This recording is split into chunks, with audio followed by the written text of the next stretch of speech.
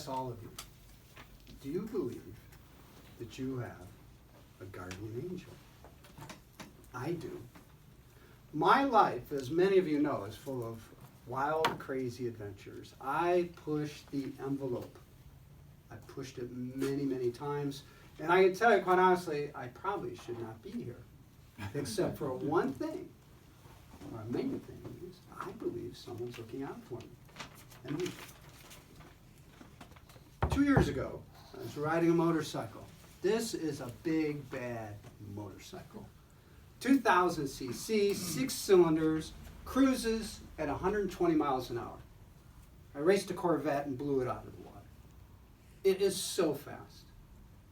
So last summer, I was in the Mojave Desert. And many of you know there's not much in the Mojave Desert, just a long stretch of high.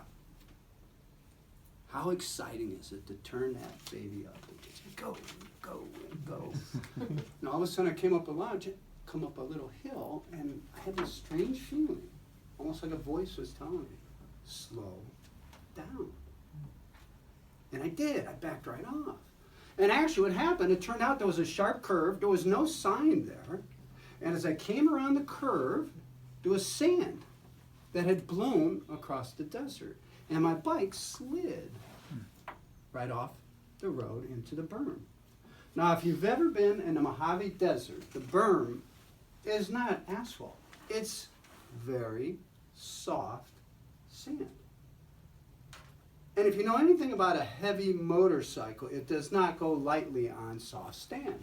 In fact, what happened was the front end, boom, went right in and dug right in. Luckily, I was only going about 35 miles an hour. It literally threw me over the bike. I landed. The bike actually turned around because it wouldn't move. It was jammed in there. I stood up. I dusted myself. Anything broken? And I looked to the left where I had landed. Sharp rocks. Boulders. I would have been killed. Immediately to the right was the asphalt. I would have been seriously hurt. I survived, and I woke up. Did this, totaled my $30,000 bike.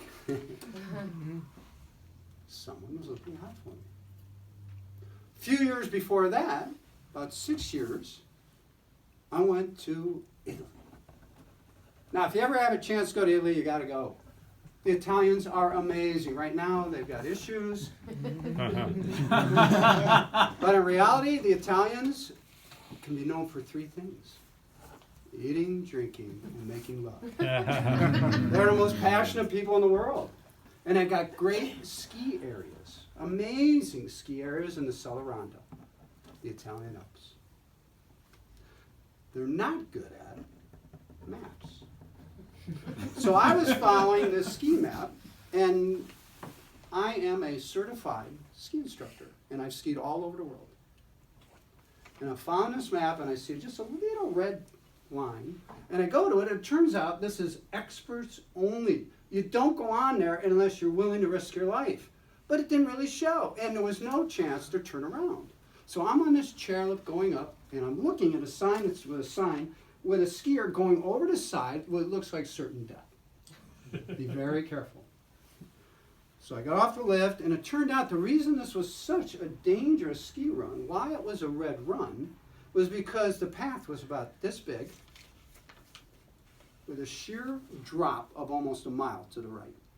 So if you go over, you die. I mean, it's sheer down. So you go very slowly. And I'm feeling pretty comfortable because it's not that steep. I'm going along, and then, of course, a storm comes up. Snow starts coming, and I slow down more. And then all of a sudden, I get this other feeling again, a sense I should stop. And I did. I did a snowplow. Stopped. My tips were over the edge of the cliff because it turned out there was a sharp left-hand turn. And it turned out the day before, someone actually went over and died. And it's not unusual for many people to go this route and die.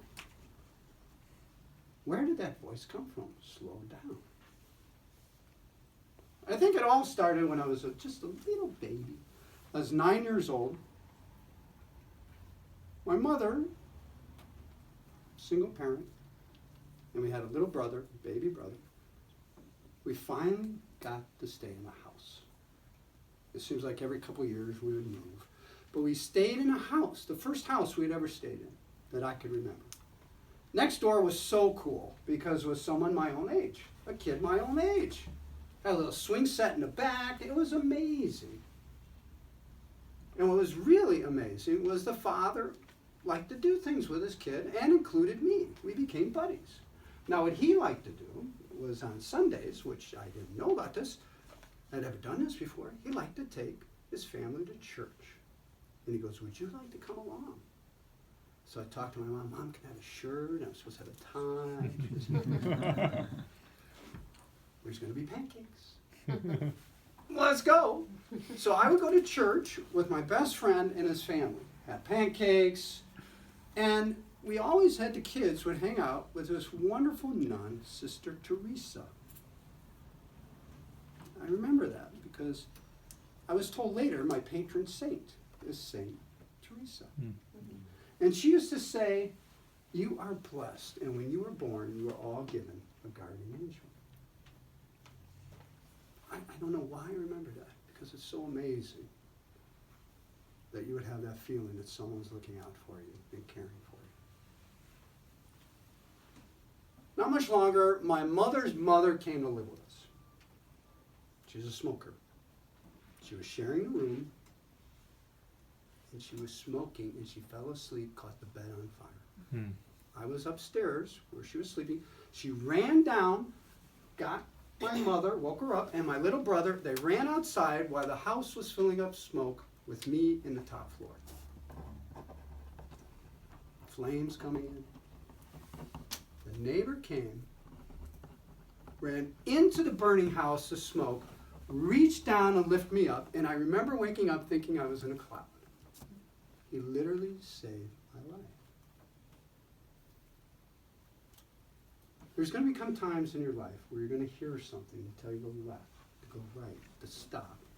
There's going to come a time when someone reaches down and helps you, and it makes all the difference.